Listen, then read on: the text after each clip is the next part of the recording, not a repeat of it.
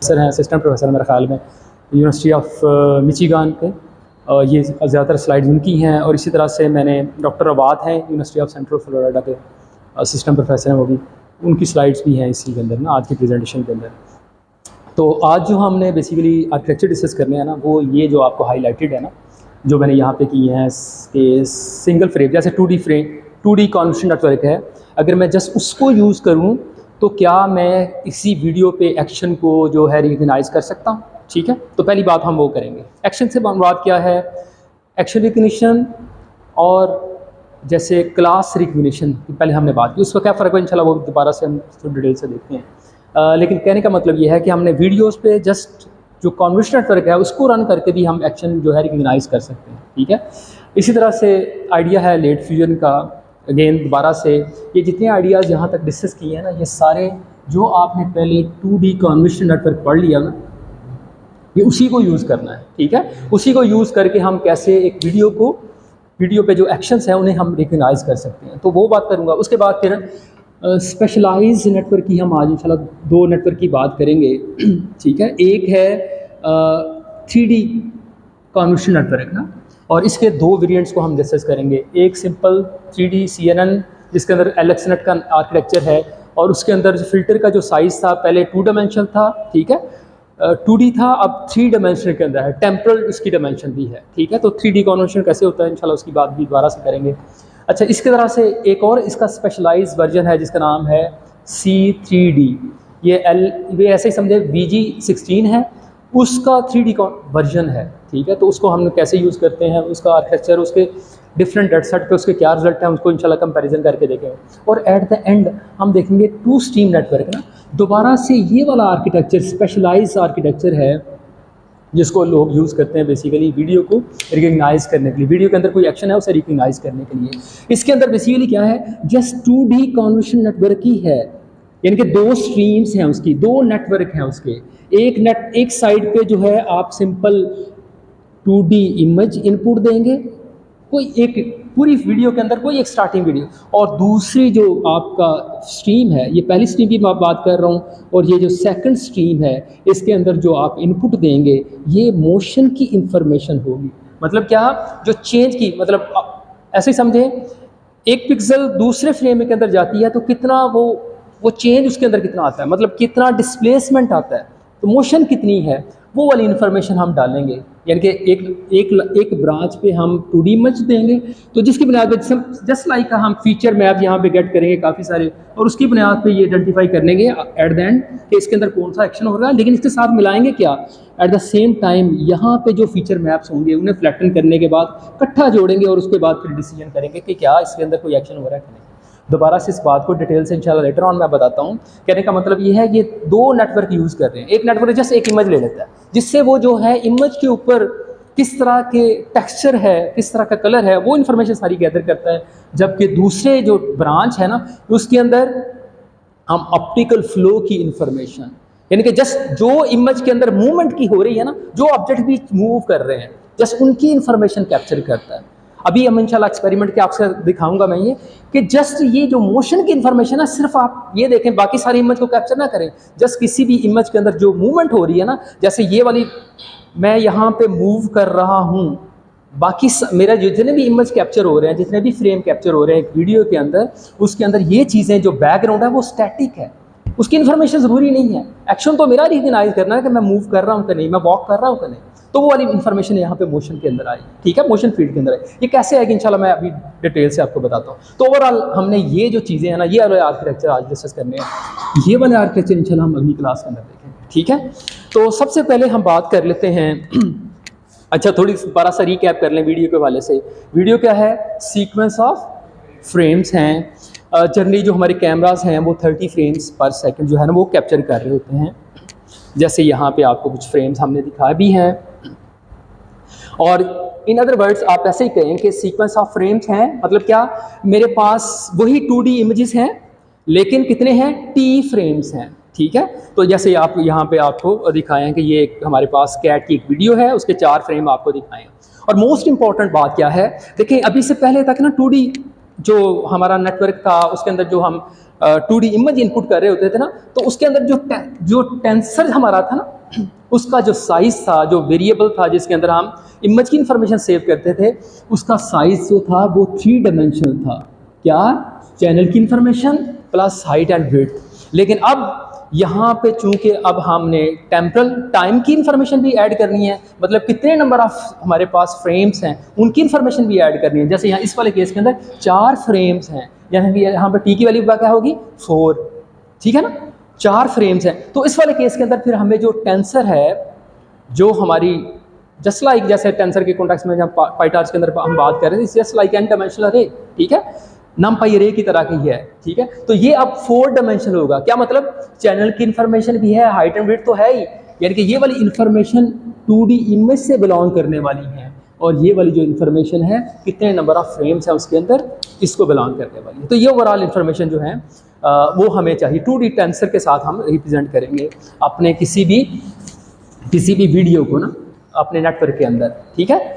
अच्छा जी, अच्छा इसको ना लोग डिफरेंट तरह से रिप्रेजेंट कर रहे होते हैं। सम टाइम लोग सबसे पहले ना टेम्परल इंफॉर्मेशन को ऐड करते हैं, कितने नंबर ऑफ जो हैं आपके फ्रेम्स हैं, ठीक है, नंबर ऑफ चैनल्स कितने नंबर ऑफ इमेजेस हैं, फ्रेम्स हैं, और उसके बाद फिर नंबर ऑफ चैनल, एक फ्रेम के अंदर कितने चैनल हैं, ठीक है, RGB, ठीक है, इसका मतलब 3 चैनल हैं। ये हाइट की इंफॉर्मेशन होगी, ये विड्थ की। सम टाइम पहले इंफॉर्मेशन यूज़ कर लेते हैं, क्या जी चैनल कितने हैं, उसके बाद नंबर ऑफ फ्रेम्स कितने हैं, वो इन्फॉर्मेशन आ गई आपके पास, यानी कि टेम्परल इन्फॉर्मेशन आ गई, आपकी टाइम की इन्फॉर्मेशन आ गई, और उसके साथ भी height and width, her frame की हाइट एंड विड्थ क्या है, ठीक है। तो अच्छा जी, अब ज़रा अगर मेरे पास देखें ज़रा, अब थोड़ी सी बात कर लेते हैं फ़र्क की ना। ये हम इमेज क्लासिफिकेशन करना चाह रहे हैं। देखिए इमेज के कॉन्टेक्स्ट में जो कुछ भी हमने पहले किया ना, बिल्कुल वो हम कर सकते हैं यहाँ पे वीडियो के कॉन्टेक्स्ट में। इमेज के कॉन्टेक्स्ट में हमने कहा कि एक इमेज के ऊपर कोई ऑब्जेक्ट है कि नहीं, this is called a classification. बिल्कुल हम वीडियो के कॉन्टेक्स्ट में भी ऐसे ही क्लासिफिकेशन करेंगे, लेकिन यहाँ पे इमेज के कॉन्टेक्स्ट में क्लासिफिकेशन क्या है कि हम एक्शन को रिकॉग्नाइज करेंगे। एक वीडियो है, उसके अंदर क्या एक्शन परफॉर्म हो रहा है, वॉकिंग का है, जंपिंग का है, रनिंग का है, ठीक है, and so on so fourth. तो इस तरह के डिफरेंट जो एक्शंस हैं बेसिकली वो वीडियो में परफॉर्म कर रहे होते हैं, वो हो रहे होते हैं, उन्हें हमने रिकॉग्नाइज करना है। यानी कि वीडियो रिकॉग्निशन से क्या मुराद? एक्शन जो है उससे आपने आइडेंटिफाई करना है। दूसरे लफ्ज़ों में देखें, इमेज क्लासिफिकेशन से मुराद क्या था कि हम नोन्स की बात कर रहे थे, उन्हें आइडेंटिफाई कर रहे होते हैं ना, कौन सा ऑब्जेक्ट है, ठीक है, ऑब्जेक्ट। जबकि जो वीडियो क्लासिफिकेशन है, इसके अंदर हम वर्ब को जो है ना रिकॉग्नाइज कर रहे होते हैं कि वर्ब से मुराद के यहाँ पे एक्शन कौन सा है, ठीक है। अच्छा जी, इसी तरह से अब जरा यहाँ पे देखिएगा, दोबारा से यहाँ पे फ़र्क आपको दिखाया है कि यहाँ पे हम ऑब्जेक्ट को रिकॉग्नाइज कर रहे होते हैं इमेज के केस के अंदर, और वीडियो केस के अंदर हम जो है एक्शंस को जो है उन्हें रिकॉग्नाइज कर रहे होते हैं, ठीक है। दोबारा से मल्टी क्लास क्लासिफिकेशन का आइडिया बिल्कुल वैसा जैसे ही है। यहाँ पे हम फॉर एग्जांपल हमने एक आर्किटेक्चर डिज़ाइन किया है, उसके ऊपर मल्टी क्लास क्लासिफिकेशन कर रहे हैं, तो एट द एंड हम यकीनन उसके ऊपर सॉफ्टमैक्स यूज़ कर रहे होंगे as a activation function and पे ना।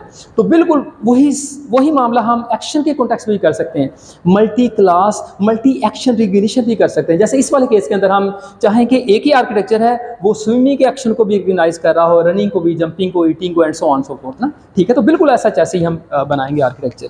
अच्छा, इसी तरह से यानी कि इन शॉर्ट क्या यहाँ पे हम कह सकते हैं कि यहाँ पे दोबारा से इस बात को कि एक्शन रिकॉग्निशन क्या है कि आपके पास एक वीडियो होगी, आपने उसके अंदर देखना है कि कौन सा वाला एक्शन परफॉर्म हो रहा है। दोबारा से थोड़ी सी बातें इस कॉन्टेक्स्ट में किसके अंदर क्या क्या वेरिएशन आ सकती हैं कि एक वीडियो के अंदर मल्टीपल इंस्टेंस भी हो सकते हैं, ठीक है, जो एक्शन के कॉन्टेक्स्ट में, और आपने सभी को रिकॉग्नाइज करना है। और वेरिएशन क्या हो सकती है कि जैसे मैं कहूँ एक वीडियो है हमारे पास, एक वीडियो क्लिप है, उसके अंदर हर फ्रेम के अंदर जो मल्टीपल एक्शंस हैं वो भी हो सकते हैं। जैसे इस वाले केस के अंदर एक शख्स जो है वो अपने हाथों को हिला रहा है, ठीक है, और इसी तरह से दूसरा शख्स जो है वो अपने हाथों को क्या कर रहा है जी, हैंड एक क्लैपिंग कर रहा है, ठीक है, क्लैपिंग कर रहा है, और दूसरा वेविंग कर रहा है, ठीक है। तो हम दोनों एक्शंस को जो है वो रिकॉग्नाइज कर सकते हैं। अच्छा, और वेरिएशन क्या हो सकती है, जो आप वीडियो इनपुट देते हैं वो ट्रिम्ड भी हो सकती है, अनट्रिम्ड भी हो सकती है। अनट्रिम्ड से मुराद क्या है कि उसके अंदर कुछ ऐसे फ्रेम होंगे जिसके अंदर जस्ट बैकग्राउंड है, कोई एक्शन है ही नहीं, ठीक है। जैसे इस वाले केस के अंदर आपको नजर आ रहा है, इस वाले फ्रेम के अंदर तो कोई ऑब्जेक्ट ही नहीं है, ठीक है, फिर एक्शन कहाँ से होगा? जबकि अगले फ्रेम्स के अंदर आपको ऑब्जेक्ट नजर आ रहा है और वो कोई एक्शन परफॉर्म कर रहा है, ठीक है। उसके बाद फिर ऐसे फ्रेम्स आ गए जिसके अंदर जस्ट बैकग्राउंड भी है, ठीक है। अच्छा, इससे मतलब ट्रिम की समझ आ गई। ट्रिम के अंदर मतलब क्या, वीडियो कैसी होगी जिसके अंदर जस्ट कोई एक्शन होगा, ठीक है। और अभी मैं आपको कुछ दिखाता हूँ, ट्रेनिंग के अंदर हमने ट्रिम्ड ही जो वीडियोस है ना उन्हें हम यूज़ करेंगे just to train on models. अच्छा, इसी तरह से हम ऐसी वीडियो भी यकीनन डालेंगे जिसके अंदर वो एक्शन नहीं है, ठीक है। इस तरह से करके हम मॉडल को ट्रेन करेंगे। अच्छा, इसी तरह से आप देखिएगा, ट्रिम्ड अनट्रिम्ड की बात हो गई। इसी तरह से टेम्पोरल एक्शन लोकलाइजेशन, आपके पास एक अनट्रिम्ड वीडियो है और आप जस्ट लोकेट करना चाह रहे हैं कहाँ, किस वाले फ्रेम के से ऑनवर्ड जो है वो एक्शन जो है वो होना को शुरू होगा। तो इस तरह से भी, इस तरह की वेरिएशन भी होगी। अच्छा, इसी तरह से फर्दर एक्शन डिटेक्शन, मतलब क्या, बिल्कुल वही जो ऑब्जेक्ट एक्शन के कॉन्टेक्स्ट में हम करते थे कि क्या किसी एक इमेज के अंदर कहाँ करके वो ऑब्जेक्ट है उसे लोकेट करें। बिल्कुल इसी तरह से वीडियो के अंदर हम ऑब्जेक्ट एक्शन के कॉन्टेक्स्ट में हम एग्जैक्टली लोकेट करेंगे किस जगह पे कोई एक्शन परफॉर्म हो रहा है, ठीक है। जैसे आपको दिखा रहे हैं कि इस वाले फ्रेम के अंदर, यानी कि हर फ्रेम लेवल पे आपने ऑब्जेक्ट डिटेक्शन करनी है, ठीक है। जस्ट लाइक दैट, जैसे आप इमेज के अंदर कर रहे थे, यहाँ पे वीडियो के केस के अंदर आपने हर फ्रेम के अंदर कहाँ पे वो एक्शन परफॉर्म हो रहा है उसे आपने लोकेट करना है। This is called basically action detection. बिल्कुल इसी तरह से हम सेगमेंटेशन भी कर सकते हैं। वो कैसे करके, उसकी वेरिएशन भी मैं अभी थोड़ी देर तक आपको दिखाता हूँ। लेकिन उससे पहले कुछ मशहूर व मरूफ डाटा सेट हैं। ये यूनिवर्सिटी ऑफ सेंट्रल फ्लोरिडा का एक डाटा सेट है जिसका नाम है 101। इसके अंदर 101 डिफरेंट एक्शंस हैं, ठीक है, जिनको आप यूज़ करके किसी भी मॉडल पे एक्शन को रिकग्नाइज कर सकते हैं। इसी तरह से एक और डाटा सेट है विराट के नाम से। इसके अंदर बहुत ज़्यादा छोटे ऑब्जेक्ट हैं, जैसे यहाँ पे आपको नज़र आ रहे हैं, और अगेन लेबलिंग के साथ आपको अवेलेबल हैं, आप इसे भी यूज़ कर सकते हैं। और अभी थोड़ी देर पहले मैं क्या बात कर रहा था, बिल्कुल वही जो हमने इमेज के कॉन्टेक्स्ट में क्लासिफिकेशन की है, इमेज के कॉन्टेक्स्ट में ऑब्जेक्ट एक्शन की है, इमेज के कॉन्टेक्स्ट में हमने सेगमेंटेशन की बात की, बिल्कुल वही सारा काम जैसे मैं अभी आपको बता चुका कि वीडियो कॉन्टेक्स्ट में हमने रिकग्निशन कर लिया, एक्शन को रिकग्नाइज कर लिया। वीडियो कॉन्टेक्शन में हमने एक्शन रिकग्नाइज तो किया है, वो एक्शन किस जगह पर हो रहा है उसे लोकेट भी कर लिया। इसी तरह से हम वीडियो कॉन्टेक्स्ट में एग्जैक्ट हर फ्रेम पे जो है हम आइडेंटिफाई करें किस जगह पे वो एक्शन कोई खास परफॉर्म हो रहा है, ठीक है। जहाँ यहाँ फिश मूव हो रही है, कहाँ करके हो रही है, तो उन लोकेशंस को हम लोकेट करें पिक्सल लेवल पे जाके, पिक्सल लेवल पे जाके हम क्लासिफिकेशन कर रहे हैं, ठीक है। ये बात समझ आ रही। अभी मैं आपको एक डेमो भी देता हूँ, जैसे कि ये अगर आप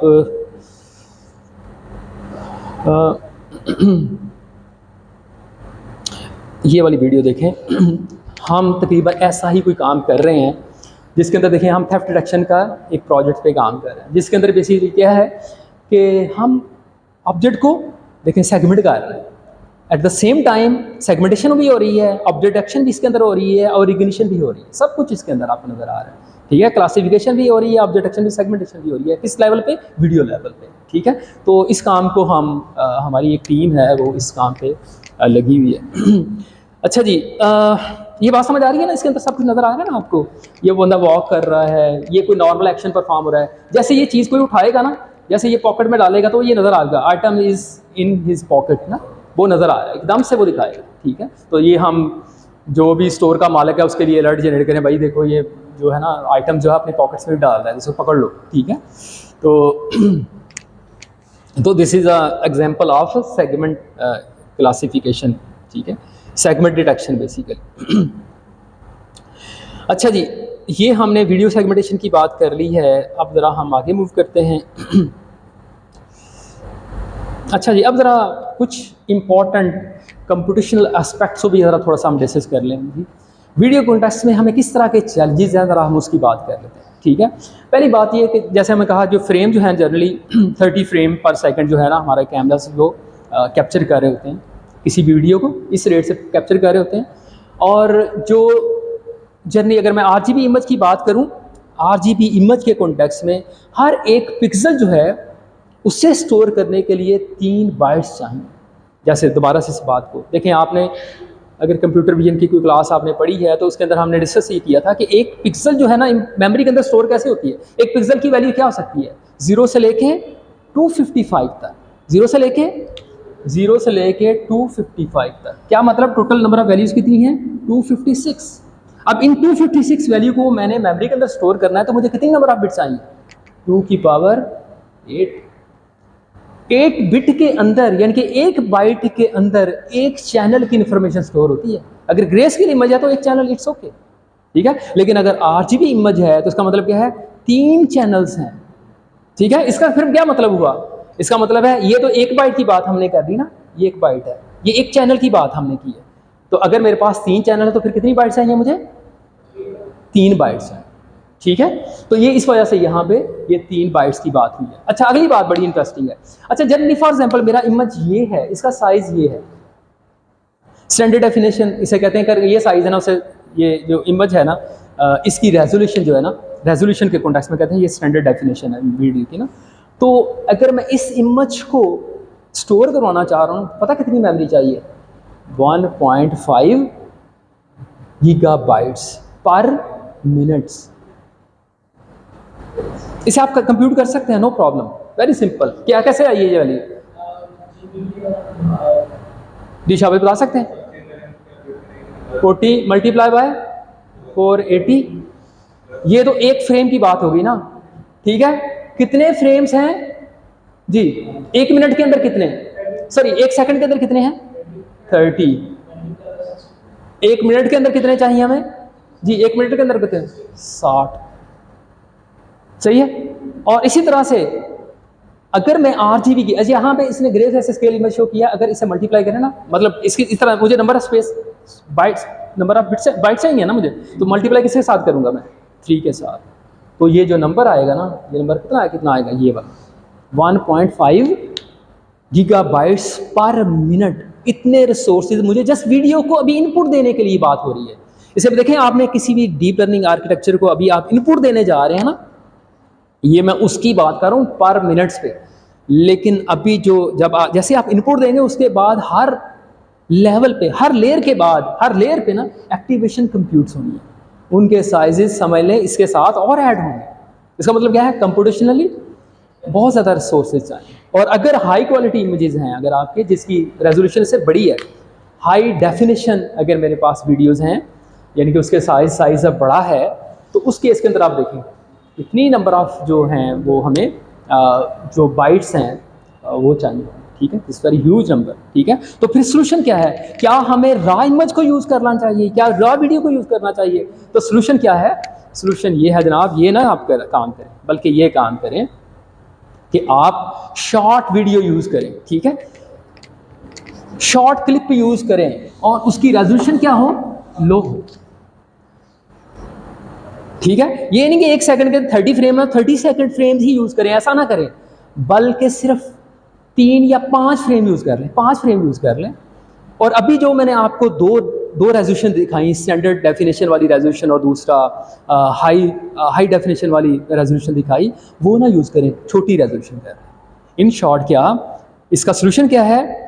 कम मेमोरी हमें के साथ भी हम वीडियो जो है क्लासीफाई करें। उसका सोल्यूशन क्या है कि नंबर ऑफ फ्रेम पर सेकंड कम ले लें, और दूसरा क्या है, जो हर फ्रेम की रेजोल्यूशन है उसे छोटा कर दें, ठीक है। ऐसा करने से आप क्या कर लेंगे? देन आप अपनी जो मेमोरी रिक्वायरमेंट उसे कम करके, जैसे इस वाले केस के अंदर आपको दिखाया है कि अगर मैं जस्ट ये लूँ ना, ये वाले साइज़ की इंफॉर्मेशन 112 बाय 112 इस साइज़ का मेरा फ्रेम है, और फ़र्ज़ किया मेरे 3 ही चैनल्स हैं, ठीक है। और इंस्टेड मैं जस्ट 16 कहूँ, सॉरी अगर मैं कहूँ 5 फ्रेम्स हैं मेरे पर सेकंड जिन्हें मैं जो है डील कर रहा हूँ, ठीक है। और उसके बाद जी ये है पर सेकंड, और अगर मैं मिनट की बात करूँगा जी मल्टीप्लाई बाय 60, वो पिछला फार्मूला लगाया। तो यहाँ पे आपको नज़र आएगा कि काफ़ी छोटा एक नंबर है, ठीक है, किलो बाइट्स के अंदर नंबर है। ये बात समझ आ रही है, ठीक है। तो ऐसा करने से हमें जो मेमोरी रिक्वायरमेंट है उसे हम कम कर सकते हैं, ठीक है। अच्छा जी, इसी तरह से मैं अभी वो दिखाने लगूँ आपको, ये देखें ज़रा नंबर ऑफ फ्रेम्स कम करने से क्या होगा, अभी ज़रा देख लेते हैं नंबर ऑफ फ्रेम। अच्छा जी देखें, ये रॉ इन्फॉर्मेशन, ये मेरी रॉ वीडियो है जिसके अंदर ये लॉन्ग वीडियो है, नंबर ऑफ फ्रेम्स पर सेकंड बहुत ज़्यादा है, 30 फ्रेम्स है फॉर इंस्टेंस, ठीक है, और रेजोल्यूशन ज़्यादा है, ठीक है। अच्छा, अभी ज़रा बड़ी इंपॉर्टेंट बात अभी आपको नज़र आएगा। एक तो अगर मैं देखें बिल्कुल साथ-साथ वाले फ्रेम हैं, क्या उनके अंदर आपको कुछ ज़्यादा चेंज नज़र आएगी? नो, ये रिडंडेंट डाटा है। तो वुड बी नाइस आप क्या करें, स्किप कर दें कुछ फ्रेम्स, ठीक है? अभी हम बात कर रहे हैं ना, ये 30 फ्रेम्स है ना, 30 फ्रेम की जगह जस्ट 5 फ्रेम ले लें आप।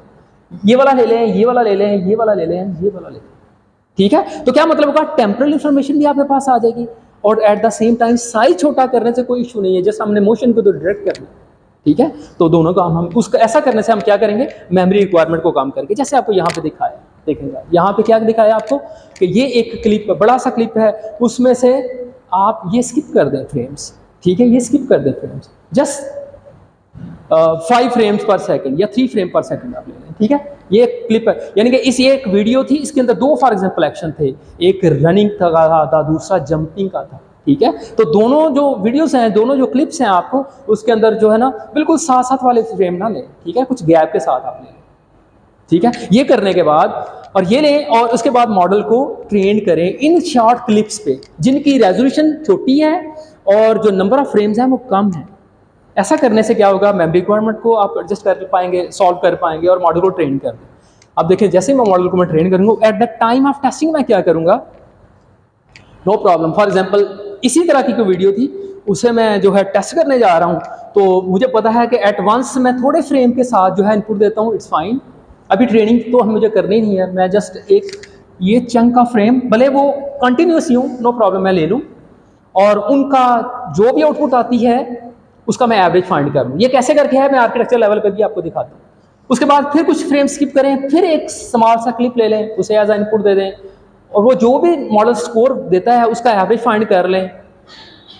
ये बात समझ, देखें दोबारा से इस बात को, ये स्क्रिप्ट दें और इसके कॉरस्पॉन्डिंग प्रेडिक्ट करें क्या एक्शन है, स्किप करें, फिर कुछ क्लिप फ्रेम और फिर एक क्लिप कैप्चर करें और इनपुट दें मॉडल को, फिर एक प्रेडिक्शन करें, फिर प्रिडिक्ट करें, फिर एक कैलकुलेशन करें, फिर प्रिडिक्ट करें और ये प्रिडिक्शन करने के साथ साथ क्या करें, उसको एवरेज करते जाएं। ऐसा करने से क्या होगा, ये बात अभी एब्स्ट्रैक्ट है, मैं अभी आपको कंक्रीट करके दिखाता हूँ। ऐसा करने से क्या होगा, आप किसी भी एक्शन को जो है रिकॉग्नाइज कर लेंगे at the time of testing. ये टेस्टिंग के टाइम पे बात हो रही है, ठीक है?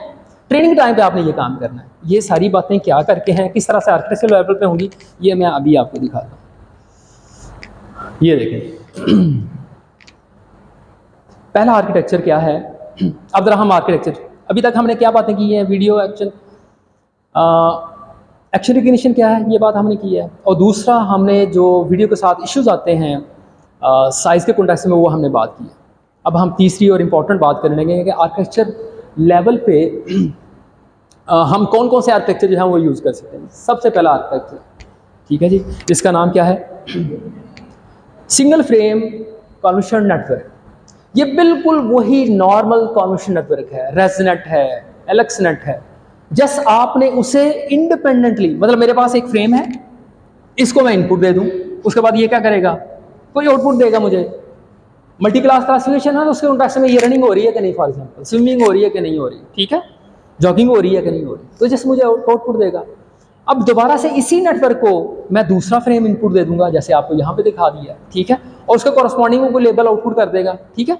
इसी तरह से तीसरे, चौथे एंड सो ऑन, जितने भी फ्रेम्स हैं आप एक एक फ्रेम नेटवर्क को क्या देंगे, एज अ इनपुट देंगे और उसके कॉरस्पॉन्डिंग आप ये नेटवर्क क्या करेगा, प्रेडिक्शन करेगा। इस बुनियाद पे आप इसे क्या करेंगे, ट्रेन करेंगे। ट्रेनिंग के लिए वही मॉडल, वही लॉस फंक्शन जो पहले आप यूज़ कर सकते हैं। मल्टी क्लास क्लासिफिकेशन यूज़ करनी है तो कौन सा एक्टिवेशन फंक्शन यूज़ करना है आखिरी लेयर पे, सॉफ्ट मैक्स, तो उसके कॉरस्पॉन्डिंग कौन सा लॉस होगा, क्रॉस एंट्रोपी, ठीक है। तो उसको यूज़ करके हम मॉडल को ट्रेन करेंगे। सिंपल 2D मॉडल को एक एक फ्रेम निकाल के ना, मतलब मेरे पास वीडियो है, उसका एक पहला फ्रेम निकाला, इनपुट दिया, फिर दूसरा फ्रेम निकाला, इनपुट दिया, नेटवर्क सिंपल जैसे इमेजेस पे आप ट्रेन कर रहे थे, बिल्कुल ऐसा इमेजेस पे हमने ट्रेन करना है। और अगर आप इसके एक तो ये इसका आर्किटेक्चर है, इसकी थोड़ी सी वेरिएशन ऐसे करके है कि आप ऐसा कर लें, यानी कि इसके बेहतर रिजल्ट आएंगे। क्या, एक तो पहले वो आपको जो बता दिया स्टैंडर्ड केस जो आपने पहले किया, इट्स फाइन, उसे यूज़ करें। और ये ऑनेस्टली स्पीकिंग लास्ट सेमेस्टर के अंदर कुछ बच्चों ने रिकग्निशन ऐसे करके की भी और बड़े अच्छे रिजल्ट आए। अभी मैं आपको दिखाता भी हूँ। पहला तरीकाकार तो ही, दूसरा तरीकाकार क्या है, आप ऐसा ना करें, आप ऐसा करें, ये ट्रेनिंग के दौरान फॉर एग्जांपल आपने 16 फ्रेम रखे ना, 16 फ्रेम की जो भी आउटपुट आएगी ना, यहाँ पे एक्टिवेशन आएगी, पहले फ्रेम की एक्टिवेशन, दूसरे की, तीसरे की, चौथे की, एकदम से आप उसकी कॉरस्पॉन्डिंग प्रेडिक्शन ना करें। 16 के 16 फ्रेम, ठीक है, जो आपके पास हैं उनके कॉरस्पॉन्डिंग आपके पास क्या होंगी, फीचर, यहाँ पे आपके पास फीचर वॉल्यूम आएगा, ठीक है। मतलब क्या, इसका साइज क्या होगा, D/H/DW, ठीक है, D/H-/W, कितने हैं, T हैं, फॉर एग्जाम्पल 16 जैसे हमने कहा दिया। अब फिर इन्हें क्या कर रहे हैं, फ्लैटन कर दें, इस सारे फीचर को फ्लैट कर दें, इसको भी फ्लैट कर दें, T1 टाइम पे भी, दूसरे को T2 टाइम पे भी जो फीचर है उन्हें फ्लैट कर दें, इससे पहले आप करते थे।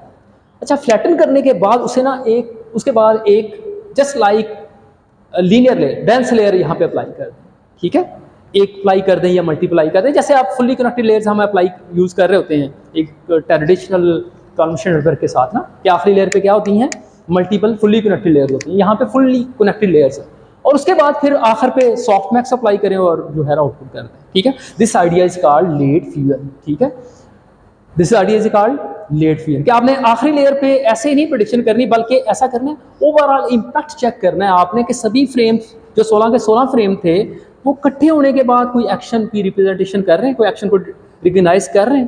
पहले तो हम इंडिपेंडेंट डील कर रहे थे ना, कहते हैं इससे बेहतर तरीकाकार ये है, ऐसा करें, लेट फ्यूज कर, पहले हम फ्यूजन कोई नहीं कर रहे थे, यानी कि सभी 16 के 16 जो फ्रेम्स की आउटपुट है ना, जो फीचर मैप आए उन्हें फ्लैटन करें, और फ्लैटन करने के बाद फुल्ली कनेक्टेड लेयर्स को, मल्टीपल फुल्ली कनेक्टेड लेयर्स को इनपुट दे दें, और उसके बाद आखिर पे सॉफ्ट मैक्स को अप्लाई करें, ठीक है। तो ऐसा करने से लोगों ने देखा कि बेहतर रिजल्ट आया as compare to simple standard जो कॉन्वेंशनल नेटवर्क यूज़ किया था, ठीक है। अच्छा, क्योंकि इस केस के अंदर हम किसी हाई लेवल जो भी इस आर्किटेक्चर, यहाँ पे जो हमारी आखिरी लेयर पे जो फीचर मैप्स होते हैं ना, तो उसके बारे में कहा जाता है ये ना हाई लेवल अपीयरेंस जो हमारे इनपुट फ्रेम्स की है ना, या इनपुट वीडियो है, उसे कैप्चर कर रहे हैं। हाई लेवल अपीयरेंस से मुराद क्या है, कि उसके अंदर कौन कौन सा ऑब्जेक्ट है या कहाँ करके है, ठीक है, ये बात समझ आ रही है। तो इस तरह से ये वाली इंफॉर्मेशन जो हमारी आखिरी लेयर है ये कैप्चर करती है, लेकिन ये वाली जो लेयर्स हैं ये वाली इंफॉर्मेशन कैप्चर नहीं करती, जो कि लोकल लेवल की इंफॉर्मेशन है। क्या मतलब, ये इसका पाँव यहाँ से उठा है, यहाँ पे नीचे आ गया, यहाँ पे उठा है, नीचे आया, ये वाली इंफॉर्मेशन जो हाई लेवल फीचर है इनके अंदर वो इंफॉर्मेशन नज़र नहीं आती। तो इस वजह से लोगों ने फिर क्या किया, जैसे कि इस बात को ज़रा दोबारा से देखें। अच्छा, सॉरी एक और वेरिएशन, आप सिंपल क्या करें, अभी मैंने आपको क्या वेरिएशन दिखाई है, फ्लैटन कर दें। कहते हैं फ्लैटन करने से पहले ना आप उसके साइज को छोटा कर दें, ठीक है। फ्लैटन करने से पहले तो हमने क्या किया था, जितने भी फीचर उन्होंने फ्लैट कर लिया था, फ्लैट ना करें, पहले फ्लैट करने से पहले आप, फ्लैटन करने से पहले आप उसका साइज को ना, हर एक जो आउटपुट फीचर मैप है आपका, जो वॉल्यूम है, हर इनपुट फ्रेम के कॉरस्पॉन्डिंग उसको छोटा कर लें। छोटा करने के लिए हमें पता है पूलिंग का जो ऑपरेशन है वो हम यूज़ करते हैं, तो पूलिंग लेयर्स जो है ना उसे अप्लाई कर दें, यानी कि ये पूरे वॉल्यूम्स हैं आपके पास, कितना वॉल्यूम है, T/D/H-/W, इसके ऊपर अप्लाई कर दें क्या, एवरेज पूलिंग। ऐसा करने से क्या होगा, उसकी टेम्परल, उसकी स्पेशल डिमेंशन क्या हो जाएगी, छोटी हो जाएगी। उसके बाद उसे फ्लैटन करें और किसी लीनियर लेयर से गुजारें, डेंस लेयर जस्ट लाइक, ठीक है, fully connected layer just like, और उसके बाद प्रेडिक्शन करें। एक वेरिएशन ये भी है, और लोगों ने इससे देखा कि इसके रिजल्ट जो है ना वो पहले से बेहतर आए। लेकिन इसके साथ इशू क्या है, सॉरी नहीं, अभी नहीं, अभी जो मैं पहली बात कर रहा था ना, कि यहाँ पे स्टिल हम हाई लेवल जो अपीयरेंस है ना उन्हें कैप्चर कर रहे हैं। जैसे 2D नेटवर्क के अंदर होता था कि ऑब्जेक्ट कहाँ पे है और ऑब्जेक्ट को देख लें आप, तो ये चीज़ें हमें नज़र आ रही है। दोबारा से इस बात को देखें, कॉन्वेंशनल नेटवर्क के अंदर क्या है, स्टार्टिंग लेयर एजेस फाइंड करती हैं, अगली जो इंटरमीडिएट लेयर है वो छोटे छोटे ऑब्जेक्ट आइडेंटिफाई कर रही होती हैं, और जो आखिरी लेयर्स हैं वो पूरे ऑब्जेक्ट को आइडेंटिफाई करती हैं। तो पूरे ऑब्जेक्ट को आइडेंटिफाई करना क्या है, जस्ट लाइक हाई लेवल जो अपीयरेंस है ना किसी भी ऑब्जेक्ट की, वो हम आइडेंटिफाई कर रहे हैं, लेकिन लोकल इंफॉर्मेशन है वो आइडेंटिफाई नहीं हो रही।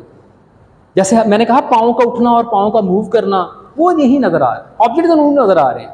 तो फिर उसको कैसे टैकल किया जाए, लोगों ने उसका एक और सोल्यूशन निकाला, वो एक और आर्किटेक्चर के साथ, उसका नाम क्या था, अर्ली फ्यूजन।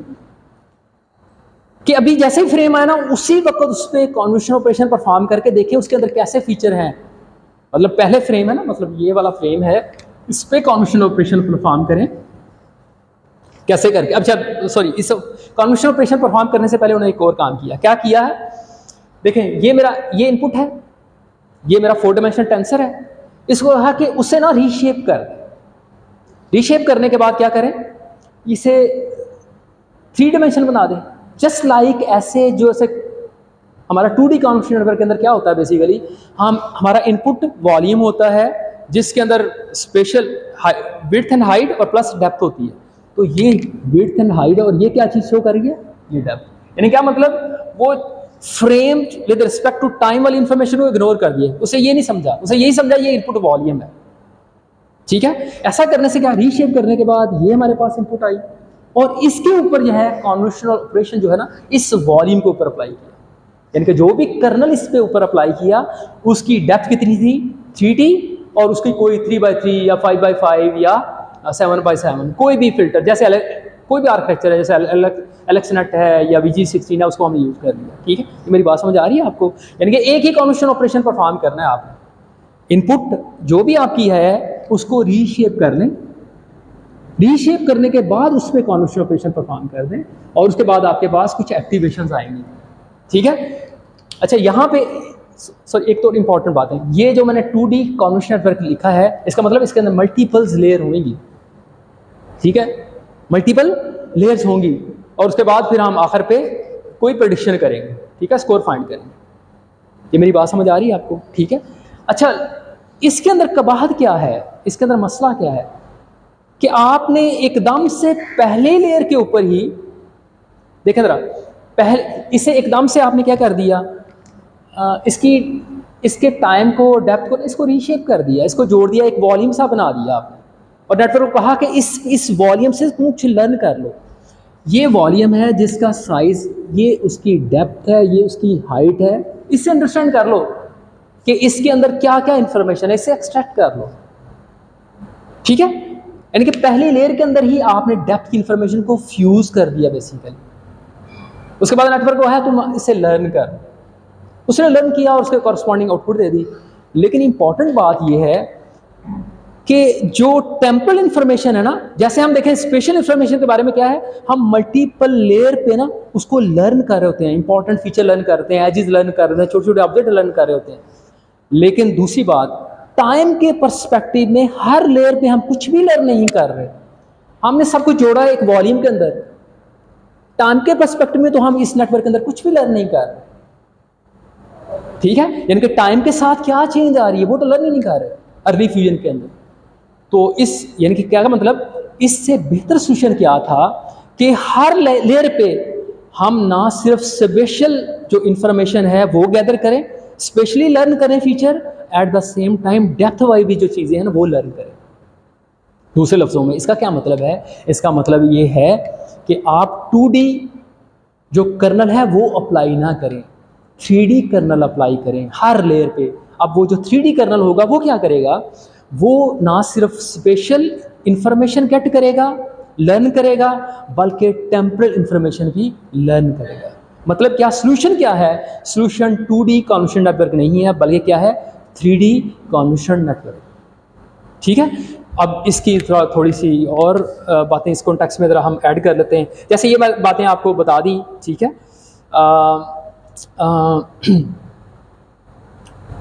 कि हम चाह रहे हैं एकदम से फ्यूज़ ना हो जाए बल्कि स्लोली फ्यूज़ हो। ठीक है, हर फ्रेम की टेम्परल इंफॉर्मेशन के साथ साथ, मतलब स्पेशल इंफॉर्मेशन के साथ हम टेम्परल इंफॉर्मेशन भी आहिस्ता आहिस्ता फ्यूज़ करें, आहिस्ता आहिस्ता लर्न करें, जैसे स्पेशल नेटवर्क के अंदर, जैसे 2D नेटवर्क के अंदर हम कर रहे होते हैं। ठीक है, तो इसका सोल्यूशन क्या है कि 3D जो ऑपरेशन है वो परफॉर्म करे। अच्छा, जस्ट एग्जांपल के तौर पे शायद आपने पहले भी देखा हो कि 2D और 3D कन्वोल्यूशन ऑपरेशन के अंदर क्या फ़र्क होता है। फॉर एग्जांपल मेरे पास कुछ नंबर ऑफ़ फ्रेम्स हैं, जस्ट फॉर कंप्लीटनेस मैं इस चली चीज़ को ऐड कर रहा हूँ, शायद आपने ये पहले देखी हो।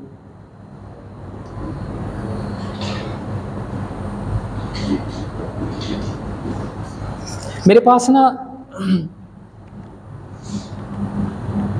3 फ्रेम्स हैं और हर फ्रेम का साइज़ है, फॉर एग्जांपल मेरे पास ये है टेंसर, इसका साइज़ है 3/1/4/4।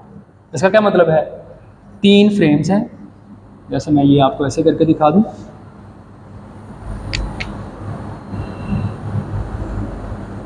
ठीक है।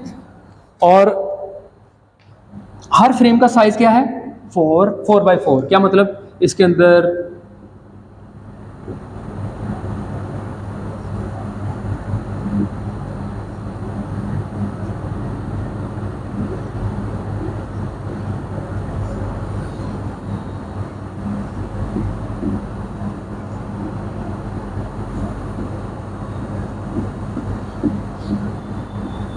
ठीक है। और इसी तरह से यहाँ पे भी ऐसे ही कुछ इंफॉर्मेशन है।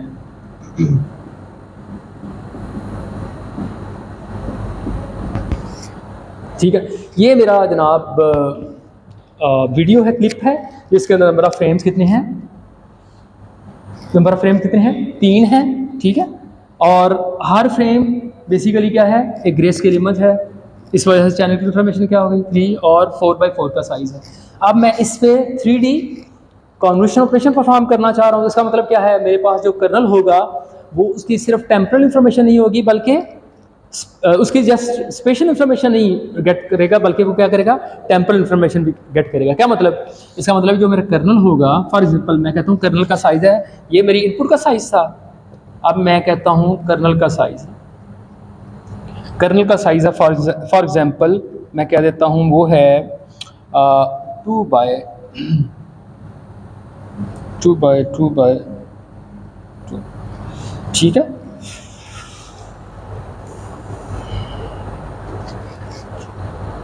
ठीक है। बल्कि मैं अगर इसके साथ मैप करना चाहूँ, जैसे यकीनन पहले आप करते रहे हैं, अगर मैं ये कह दूँ, ठीक है, क्या मतलब? उसके ऊपर टेम्परल इंफॉर्मेशन कितनी है? कितने नंबर ऑफ फ्रेम्स को एडवांस वो देख सकता है? 2 को। उसके हर चैनल की जो डेप्थ है वो क्या है? 1 ही है, सिंगल चैनल है। और उसकी हाइट एंड विड्थ क्या है? 2 ठीक है, 2x2 है। क्या मतलब? ये इस तरह से करके मेरा फुल कर्नल है,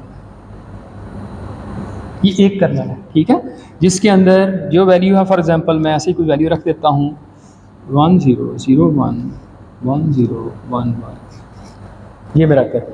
ठीक है। अब मैं कहता हूँ कि इसे आपने कन्वॉल्व करना है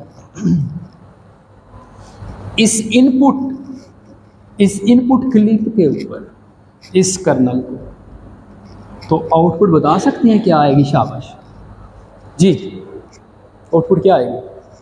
क्या मतलब जी, क्या आउटपुट आएगी बताएंगे जी? शाबाश, क्या आउटपुट आएगी? देखिए, इस कर्नल को मैंने पकड़ा, इसको ओवरले किया इनपुट फ्रेम को। कैसे ओवरले होगा? इसका पहला चैनल पहले टाइम को देखने वाला, इसके ऊपर ओवरले हुआ। ये दूसरा जो इसका टाइम पे जो इसका फ्रेम है, ये इसके ऊपर ओवरले हुआ। और फिर क्या हुआ? कितनी वैल्यूज जी? 4 ये वैल्यू, उसके कॉरस्पॉन्डिंग 4 ये वैल्यू, इनका आपस में deconvolve, element wise multiplication plus addition, और प्लस इसके साथ इस वाली वैल्यू ने इसके साथ element wise multiplication plus addition.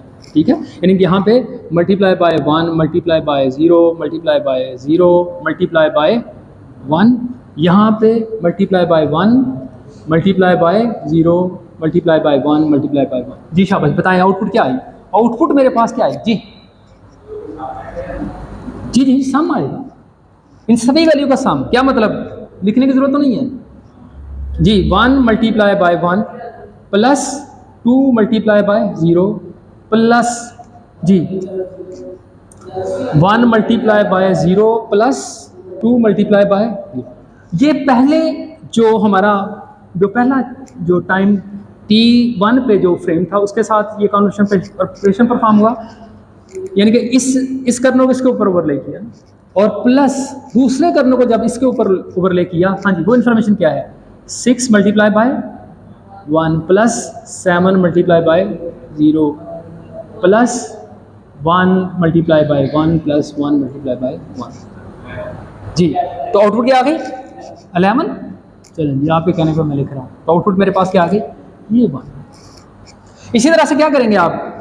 अगर मैं कहूँ स्ट्राइड 1 है, ठीक है, अगर जस्ट बाकी वो सारे जो आउटपुट फाइंड करने के लिए फॉर्मेशन आपको 2D कॉन्वोल्यूशन ऑपरेशन के साथ पढ़ाई है ना, बिल्कुल वैसा जैसे यहाँ पे एप्लीकेबल है, कोई फ़र्क नहीं है, ठीक है। मतलब मैं स्पेशली इसको ऐसे मूव करूँगा, मतलब ऐसे मैं मूव कर रहा हूँ, इसका मतलब क्या है, अब देखें ज़रा, ये कंपटीशन हुई तो एक वैल्यू आई इसके कोरस्पॉन्डिंग, अब दूसरी वैल्यू कैसे आएगी, इसको एक लोकेशन में जी स्ट्राइड करूँगा, इसको स्ट्राइड करूँगा, इसका क्या मतलब है, इसके दोनों जो चैनल्स हैं या इस दोनों टाइम पे पड़े हुए फ्रेम्स को मैं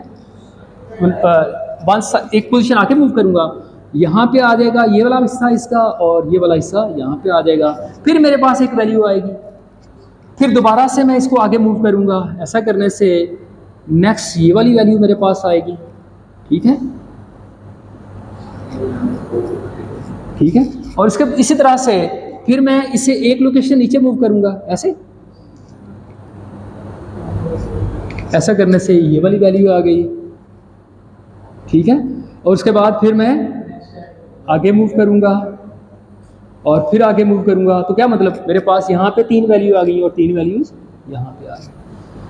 अच्छा, ऐसा करने से देखिए अभी क्या किया हमने, इन 2 फ्रेम्स की ना स्पेशल प्लस जो टेम्पोरल जो इंफॉर्मेशन है ना वो एक्सट्रैक्ट किया, वो इस फ्रेम के अंदर पड़ी हुई है, ठीक है। ऐसा करने से हमने एक चैनल प्रोड्यूस किया। अब फर्दर कैसे मूव करेंगे हम, यानी कि फर्स्ट किया ये मेरे पास चैनल आ गया, अब नेक्स्ट इसी फ्रेम को मुझे क्या करना है जी, इसी कर्नल को कहाँ मूव करना है, नेक्स्ट क्या मतलब ये ऑपरेशन परफॉर्म करने के बाद अगला जो आउटपुट चैनल मेरे पास आएगा वो कैसे करके आएगा कि इस वाले कर्नल को मैं इसके ऊपर ओवरले करूँगा और इस वाले कर्नल पार्ट को इस वाले टेम्पोरल टाइम इस दूसरे जो हमारा फ्रेम है दूसरा कर्नल जो है उसे हम यहाँ प्लेस करेंगे, और दोबारा ऐसा करने से मेरे पास दूसरा जो आउटपुट चैनल है ना वो आएगा, ठीक है, एंड सो ऑन। ये बात समझ आएगी। तो this is basically convolution operation, बहरहाल पहले भी शायद जिक्र किया इसका हमने। अच्छा जी, यही बातें यहाँ पे आपको दिखाई हैं, दिस इज आल्सो इम्पॉर्टेंट कि ये फ़र्क ज़रा जैसे दिखाया है कि 2D कन्वोल्यूशन के अंदर क्या कर रहे होते हैं, 2D कन्वोल्यूशन ऑपरेशन के अंदर क्या कर रहे होते हैं। फॉर एग्जांपल ये आपका हाइट है, ये विड्थ है, और फर्ज किया नंबर ऑफ़ जो चैनल्स हैं मेरे वो कितने हैं, नंबर ऑफ फ्रेम कितने हैं मेरे 16 हैं। तो अगर मैं कहूँ 2D कन्वोल्यूशन ऑपरेशन परफॉर्म करें जैसे अभी अर्ली फ्यूजन के तरह आपने किया है, तो आपने क्या किया बेसिकली इन सभी को ना डेप्थ को जस्ट आप ये जो नंबर ऑफ फ्रेम्स हैं उनको डेप्थ के साथ जोड़ दिया, इसे अस्यूम किया ये डेप्थ है, ठीक है। और फिर इसके बाद जो कर्नल आप अप्लाई करेंगे उसकी डेप्थ कितनी लेंगे आप, कंपैटिबल होनी चाहिए ना depth in order to produce output. ये बात बहुत पहले हमने कन्वोल्यूशन नेटवर्क के अंदर 2D कन्वोल्यूशन ऑपरेशन के साथ की थी ना, कि मेरे पास ये फॉर एग्जांपल 3/3 का कर्नल है और इस वॉल्यूम पे मैं कन्वोल्यूशन ऑपरेशन परफॉर्म करना चाह रहा हूँ, उसकी डेप्थ कितनी होनी चाहिए, उसकी डेप्थ कितनी होनी चाहिए 16 ही होनी चाहिए, ठीक है। ये पुरानी बात ही है, जब हम 2D कन्वोल्यूशन नेटवर्क की बात करें तो ऐसा करने से वो एक चैनल जो है वो आउटपुट करेगा, ठीक है। तो ये बात की है जस्ट 2D कन्वोल्यूशन ऑपरेशन की बात, लेकिन इसके अंदर मसला क्या आ रहा है जो थोड़ी देर पहले मैंने बात की थी कि ये क्या है, एक ही देखें जरा, एक इतनी डेप्थ वाला कर्नल वो सारे वॉल्यूम को देखता है और एक चैनल आउटपुट करता है, वो लोकली हर चेंज को नहीं देख रहा। जैसे अभी ये कन्वोल्यूशन ऑपरेशन है ना, यहाँ पे उसने दो चैनल को देखा एडवांस और 2 फ्रेम को देखा एडवांस और एक इंफॉर्मेशन दी, फिर उसके बाद फिर आगे एक फ्रेम आगे मूव हुआ, क्या मतलब ये स्पेशल इंफॉर्मेशन तो गेन कर रहा है at the same time temporal information जो है वो भी गेट कर रहा है, ठीक है। जबकि इस वाले केस के अंदर क्या है, आप जस्ट पूरी की पूरी डेप्थ को जो भी 16 फ्रेम है उन्हें उसे जस्ट एज स्पेशली देख रहे हैं, उसके कॉरस्पॉन्डिंग स्पेशल इंफॉर्मेशन जो है ना एक चैनल की आउटपुट जो आप प्रोड्यूस कर रहे हैं, मल्टीपल चैनल नहीं प्रोड्यूस कर रहे, तो जो डेप्थ को देख रहे हैं, मेरी बात फॉलो करें आप। तो ये इसके अंदर मसला है। तो फिर जैसे इसी बात को यहाँ पे हमने दिखाया है कि need to learn the separate filter for same motion at different time in the clip, ठीक है। जैसे रेड से मैं कलर के अंदर चेंज आ रही है ब्लू से ऑरेंज के अंदर, या ज़्यादा ब्लू से ऑरेंज के अंदर, ऐसे इस तरह की कोई चेंज आ रही है कलर की वेरिएशन, तो वो हम एक डेप्थ के साथ नहीं देख सकते। अगर मेरे पास मल्टीपल फ्रेम्स हों और इस तरह से कन्वोल्यूशन ऑपरेशन परफॉर्म करें तो ये वाला कर्नल जो है ये जो ब्लू कलर है उनकी इंफॉर्मेशन लर्न कर लेगा, ये ऑरेंज की जो इंफॉर्मेशन है वो जो ब्लू ब्लू से ऑरेंज के अंदर जो वेरिएशन आ रही है उसे लर्न कर पाएंगे, ठीक है। तो ये इसके अंदर हमें फ़ायदा है कॉन्वोल्यूशन 3D कॉन्वोल्यूशन ऑपरेशन के साथ, ठीक है। अच्छा जी, इसी तरह से ये बात यहाँ पे हमने कह दिया कि फिर सोल्यूशन क्या है, ये सोल्यूशन लिखा हुआ है कि क्या करें आप 3D कॉन्वोल्यूशन ऑपरेशन परफॉर्म करें। कैसे करके, ये जैसे है कि आप जैसे हमारे इस केस के अंदर हमने 2 चैनल लिए हैं, यहाँ उसने बताया कि 3 जो है वो फ्रेम ले लें और उसको परफॉर्म करें इस तरह से जैसे अभी हमने परफॉर्म किया, ठीक है। और मल्टीपल आपके पास चैनल आएंगे जो कि ना सिर्फ स्पेशल इन्फॉर्मेशन को बल्कि टेम्पोरल इन्फॉर्मेशन को भी जो है वो भी कैप्चर कर रहे हैं, ठीक है। अच्छा जी, लेकिन इसके साथ दोबारा से अगली बात अच्छा कुछ रिजल्ट देख लेते हैं। ये हैं जी रिजल्ट्स, वेरी इंटरेस्टिंग रिजल्ट। ये वो वाला आर्किटेक्चर है जो सबसे पहले हमने यूज़ किया था, ठीक है। उसका रिजल्ट देखिए, एक्यूरेसी कितनी आई है। इसका मतलब क्या है, ये जो कुछ ही पड़ा है ना, अगर आप ये ना भी यूज़ करें, ये आर्किटेक्चर ना भी यूज़ करें, स्टिल आप एक मुनासिब जो है आउटपुट है वो प्रोड्यूस कर पाएँ, ठीक है, ठीक है। Single frame model work well, always try this first, ये जस्टिन जॉनसन कह रहा है और बाकी ये फैक्ट भी है, ऐसे ही देखें। और इसी तरह से यानी कि जो आपने 2D कॉन्वोल्यूशन वर्क पढ़ा है ना उसको यूज़ कर लें आप, इट्स फाइन, आपको एक मुनासिब रिजल्ट मिल जाएगा। उसके बाद अगली अटैम्प्ट क्या है, अर्ली फ्यूजन। उसके साथ देखा, देखें ये वाला डेटा सेट यूज़ किया, एक मशहूर मरूफ डेटा सेट है स्पोर्ट 1M के नाम से, इसको यूज़ किया और उसके कॉरस्पॉन्डिंग डिफरेंट आर्किटेक्चर की ना जो कंपैरिजन उसने यहाँ पे दिखाया। अर्ली फ्यूजन के साथ ये रिजल्ट आए, लेट फ्यूजन के साथ ये आपको एक्यूरेसी नज़र आ रही है और 3D कॉन्वोल्यूशन के साथ सबसे बेस्ट रिजल्ट है, लेकिन बहुत फ़र्क नहीं है, ठीक है। अच्छा, इसी तरह से अब थोड़ा सा आर्किटेक्चर देख लेते हैं, ज़रा आर्किटेक्चर देखें। अच्छा सॉरी, अभी जो मैंने आपको दिखाया पहले आर्किटेक्चर, दोबारा से इस बात को, ये जो आर्किटेक्चर पहले आपको दिखाया है, जो बातें, ये कोई जर्नल आर्किटेक्चर आप हो सकता है। मतलब क्या, जैसे आपका एलेक्सनेट है, जैसे आपका इंसेप्शन नेट है, वो भी हो सकता है, ठीक है। अभी जो मैं आपको आर्किटेक्चर जिसके डायग्राम में भी शो किया ना, again this is 3D convolution work, लेकिन इसका एक खास नाम लोगों ने रखा, वो क्या है भी, ये समझ लें VGG जो नेटवर्क था ना उसका 3D वेरिएंट है, 3D कॉन्वोल्यूशन नेटवर्क के साथ यूज होने वाला है। इसका नाम है C3D। इस नेटवर्क का आर्किटेक्चर जैसे आपको शो किया हुआ है, जरा ये देखें, वेरी सिंपल आर्किटेक्चर, बिल्कुल वही जो हमने देखा सबसे सिंपल आर्किटेक्चर VG16 या VGD की जो डिफरेंट 19 इस तरह के जो वेरिएंट्स हैं, ये था। क्या मतलब, फिल्टर का साइज सेम ही है, ठीक है, और जो नंबर ऑफ चैनल्स हैं वो जो नंबर ऑफ चैनल की जो डेप्थ है वो एक ख़ास पैटर्न से छोटी होती जा रही है, और स्पेशल डिमेंशन एक ख़ास डिमेंशन से छोटी होती जा रही है, और इसी तरह से जो डेप्थ है एक ख़ास पैटर्न से बड़ी होती जा रही है, जैसे आपको यहाँ पे नज़र भी आ रहा है, ठीक है। ये आपको नज़र आ रहे हैं 64, 128, 256 एंड सो ऑन। और इसी तरह से स्पेशल डिमेंशन भी आप देखें तो एकदम से छोटी होती जा रही है, एक ख़ास पैटर्न से ना। अच्छा, इसके अंदर 2D कॉन्वोल्यूशन 3x3 नहीं बल्कि क्या है 3x3x3, बस ये किया।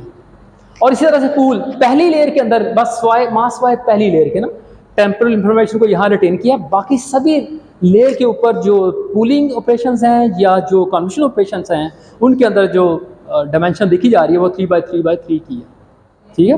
फिल्टर का साइज 3x3 है।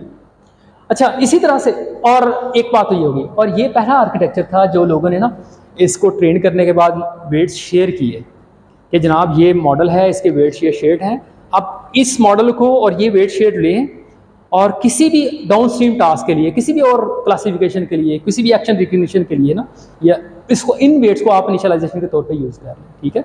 तो ये लोगों ने इस वाले डाटा सेट के लिए लोगों ने किया और इस आर्किटेक्चर के लिए किया। और फिर इसके रिजल्ट अगर आप देखें दोबारा से उसी डाटा सेट के कॉन्टेक्स्ट में, तो इसके रिजल्ट 3D कॉन्वोल्यूशन नेटवर्क से बेहतर थे, ठीक है। अच्छा, इसी तरह से लेकिन इसके साथ देखें ज़रा मसला क्या है, रिजल्ट तो बेहतर आ गए, प्रॉब्लम क्या है, इसकी तरह एक्टिवेशन को नोट करें, ठीक है।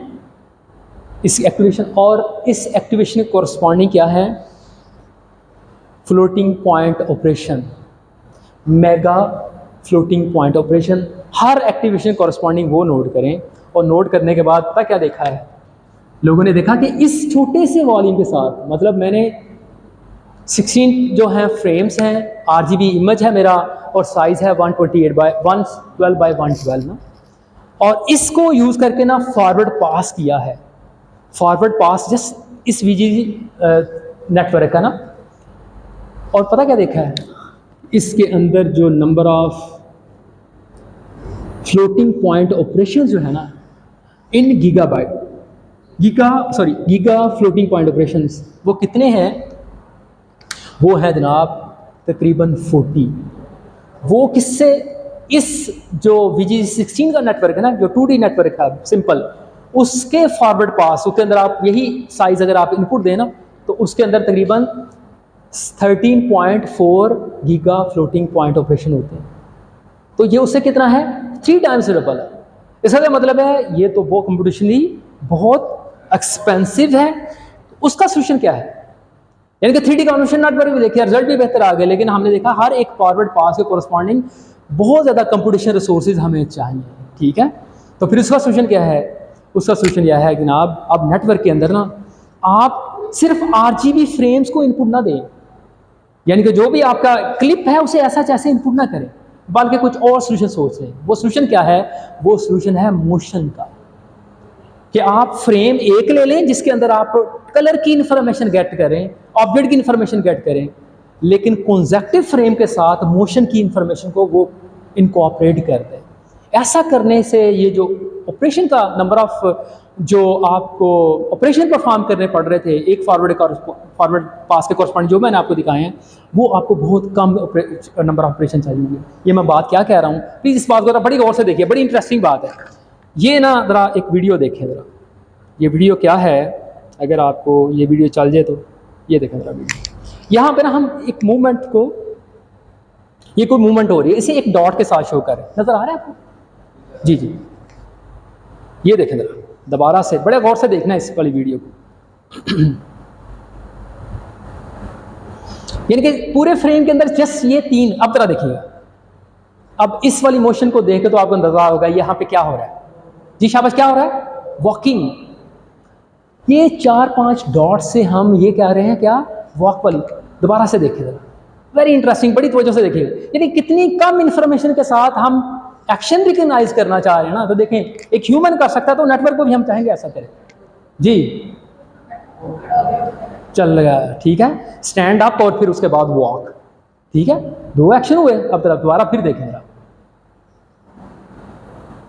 ये क्या हो रहा है, क्लाइंब स्टीयरिंग के ऊपर मूव भी कर रहा है, पहले वॉक किया और फिर उसके बाद कोई हाथ भी हिला रहा है, मेरा ख्याल है। वेरी सिंपल, लेकिन सिर्फ इतने पॉइंट के साथ कितनी इंपॉर्टेंट। अब जरा गौर से देखिए, हाँ जी, ये क्या कर रहा है, साइकिलिंग। इंटरेस्टिंग ना, कोई RGB इंफॉर्मेशन नहीं है। ये देखें जरा, हाँ जी, कौन कौन लगाता है? ठीक है, ये समझ आ रही है। देखिए कितनी इंपॉर्टेंट बात कि सिर्फ ये मेरे पास इंफॉर्मेशन है और मैं क्या कर रहा हूँ, मैं पूरा एक्शन जो है उससे रिकग्नाइज कर रहा हूँ, मैं ह्यूमन कर रहा हूँ।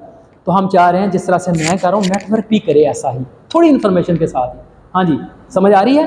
2 पर्सन वॉक कर रहे हैं, उन्हें समझ आई कि आज शायद ईद है, ठीक है, तो हमें ईद भी मिलनी चाहिए, ठीक है, तो वो जैसे हैंड मूव, ठीक है, उसके बाद ये बात समझ आ रही। तो ये देखें, यही काम अब हम नेटवर्क के अंदर करना चाह रहे हैं। ज़रा देखिएगा इस बात को, this is very very important. अब मैं नेटवर्क के अंदर ये मोशन इंफॉर्मेशन कैसे इनकॉर्पोरेट करूं, तो उसके लिए आइडिया है जी, उसके लिए आइडिया है ऑप्टिकल फ्लो का। वो क्या करता है, ऑप्टिकल फ्लो बेसिकली क्या है, ऑप्टिकल फ्लो का आइडिया क्या है, 2 कॉन्जेक्टिव फ्रेम के दरमियान क्या चेंज आई है पिक्सल लेवल पे ना, उसे वो कैप्चर करता है। 2 फ्रेम के अंदर जो पिक्सल की मोशन है ना, वो कैप्चर करता है। पहले फ्रेम के अंदर पिक्सल यहाँ पे है, दूसरे फ्रेम के अंदर वही पिक्सल किस लोकेशन पे चली गई, उसे वो आइडेंटिफाई करता है। ये बात क्या है, मैं दोबारा बताता हूँ आपको। यहाँ पे जैसे ये देखें जरा, एक शख्स है, इसने बो से एरो शायद निकालना चाह रहा है। ये 2 फ्रेम आपको दिखाए हैं, इन 2 फ्रेम के अंदर जस्ट इस बॉक्स को मैं दिखा रहा हूँ, लेकिन बाकी सब कुछ हिस्सा जो है वो मूव नहीं कर रहा। मोशन तो सिर्फ इस वाले पार्ट के अंदर है ना। अगर मैं पूरे फ्रेम 2 फ्रेम की मूवमेंट दिखाना चाहूँ ना, बाकी हिस्से पे ये इस तरह की डॉट डॉट नजर आएंगे, नो मूवमेंट्स। मूवमेंट कहाँ पे है? इस वाले हिस्से के अंदर है। इस वाले रीजन को अगर बड़ा करके दिखाऊं तो आपको नजर आ रहा है, ये नजर आ रही है चीजें। ये क्या है? ये क्या है बेसिकली? ये वाली पिक्सल पहले फ्रेम के अंदर यहाँ पे, दूसरे के अंदर यहाँ चली गई। ठीक है, क्या मतलब? Tell where the each pixel will move in the next frame. Optical flow basically क्या करता है? हमें ये बताता है कि एक दो फ्रेम के अंदर, पहले फ्रेम और दूसरा फ्रेम, पहले फ्रेम के अंदर एक पिक्सल एक लोकेशन पे थी, दूसरे फ्रेम के अंदर वो किस लोकेशन पे चली गई। तो ये इंफॉर्मेशन कौन हमें बताता है? ऑप्टिकल फ्लो बेसिकली हमें बताता है। ठीक है, यानी कि हॉरिजॉन्टल और वर्टिकली कितना वो मूव हुई।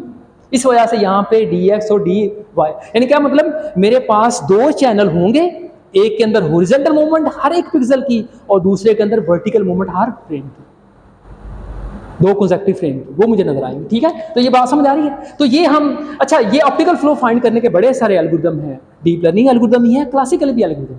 हम जस्ट उन्हें किसी एक एल्गोरिदम को कॉल कर रहे हैं, जैसे लूकस कनाडे के नाम से एक एल्गोरिदम है, क्लासिकल एल्गोरिदम है। डीप लर्निंग को नेक्स्ट में फ्लो नेट के नाम से एक एल्गोरिदम है। हम उन एल्गोरिदम को जस्ट ये दो फ्रेम पास करें, वो हमें ऑप्टिकल फ्लो दे देंगे। ऑप्टिकल फ्लो में ऐसी समझिए दो चैनल आउटपुट आएंगे, एक चैनल के अंदर हॉरिजॉन्टल जो मोशन है वो आएगी हर पिक्सल की, दूसरे चैनल के अंदर वर्टिकल जो मूवमेंट है वो नजर आएगी हर चैनल। अब ये मेरे पास आ गई मोशन की इंफॉर्मेशन। प्लीज याद रखिएगा, मोशन की इंफॉर्मेशन की हम बात करें। अब ये जैसे मैंने वो दो चैनल, उनको अगर मैं पिक्टोरिकली शो करने की कोशिश करूँ ना, तो इस मोशन के कॉरस्पॉन्डिंग ये देखिएगा, यहाँ हॉरिजॉन्टल मूवमेंट नजर आ रही है आपको ये वाला इस पार्ट के अंदर, और इस वाले पार्ट के अंदर आपको वर्टिकल मोशन नजर आ रही है। ठीक है, ये वैल्यूज हैं बेसिकली, कुछ RGB वैल्यूज, कुछ नंबर हैं बेसिकली, उनको ऐसे ही तस्वीर के तौर पे शो कर दिए। अब इन नंबर को, वो जो मोशन इन्फॉर्मेशन है, बड़ी इंटरेस्टिंग बात और आखिरी बात है, प्लीज गौर से देखिएगा। अब इस मोशन इन्फॉर्मेशन को देखिए मैं करने क्या लगा। मेरे पास ये क्लिप है पूरा, इस क्लिप का एक फ्रेम मैं उठाता हूं, बस वो मैं पास कर देता हूं किसको? सिर्फ एक फ्रेम, वो मैं पास करता हूं किसको? जी, 2D कॉन्फ्रेंट को। ठीक है, वो इसके कॉरस्पॉन्डिंग मुझे क्या बताए, कौन सा ऑब्जेक्ट है, इस तरह की क्लासिफिकेशन करे। ठीक है, दूसरे केस, बड़ी इंपॉर्टेंट इंफॉर्मेशन। यहां मेरे पास क्या है? यहां मेरे पास क्या है? मल्टीपल चैनल्स हैं, कौन से वाले? मोशन के। दो फ्रेम की मूवमेंट, मतलब मैं ये दो फ्रेम एडजस्टेड फ्रेम है, उनके कॉरस्पॉन्डिंग मेरे पास ऑप्टिकल फ्लो की इंफॉर्मेशन है। ऑप्टिकल फ्लो इंफॉर्मेशन किसके अंदर है? दो चैनल के अंदर है, एक के अंदर हॉरिजॉन्टल मोशन और दूसरे के अंदर वर्टिकल।